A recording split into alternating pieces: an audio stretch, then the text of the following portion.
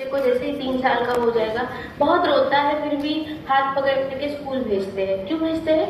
क्योंकि उसको कुछ उपयोगी चीज़ें वहाँ पे सीखने मिलेगी। अगर वो अच्छा करता है गाने में तो उसको गाने के टीचर के पास भेजते हैं। अगर वो मैथ्स में अच्छा करता है तो मैथ्स के टीचर के पास भेजते हैं कि नहीं?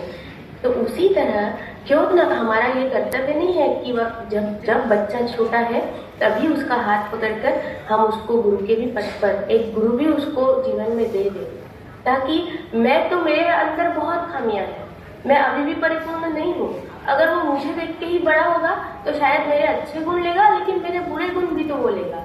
लेकिन तब मुझे उसको बताना है कि बेटा, मुझे तो तुम देखो, मैं तुम्हारी मम्मी हूँ, लेकिन मेरे अंदर भी कुछ जो गड़बड़ है उसको सुधारने के लिए मैं गुरु को देखती हूँ। मेरे गुरु जो बोलते हैं वैसे मैं कोशिश करती हूँ चलने का, तुम भी अपने जीवन में उनको देखकर चलने की कोशिश करो। ये अगर मैं उसका हाथ पकड़कर जब चलने लगूंगी उनके रास्ते पर, तब शायद वो भी बड़ा होकर उनके रास्ते पर चलना सीखेगा। लेकिन अगर मैं सिर्फ उसको बताऊं कि तुम चलो और मैं नहीं चलूं, तब क्या वो हो पाएगा? तब वो कभी नहीं हो पाएगा। इसलिए मुझे लगता है कि अच्छे समाज के लिए लोग बहुत बोलते हैं कि दुनिया में ये चाहिए, अच्छा, for the better world we want this, we want that, but I think for the world to become better we need better mothers, we need better women.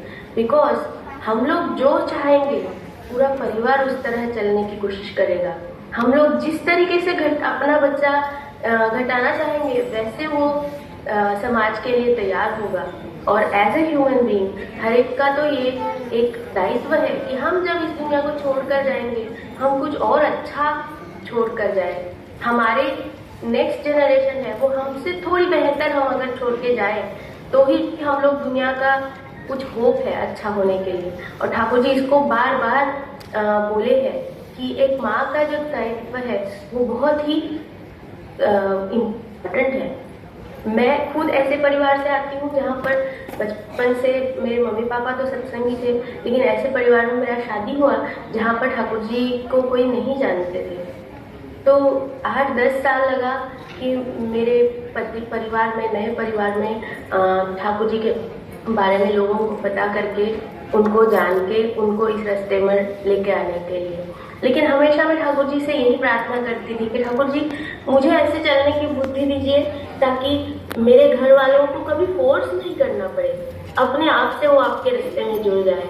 और आज मैं एक बहुत आनंद के साथ, गर्व के साथ ये कह सकती हूँ कि हाँ, कुछ हद तक ये हो पाया।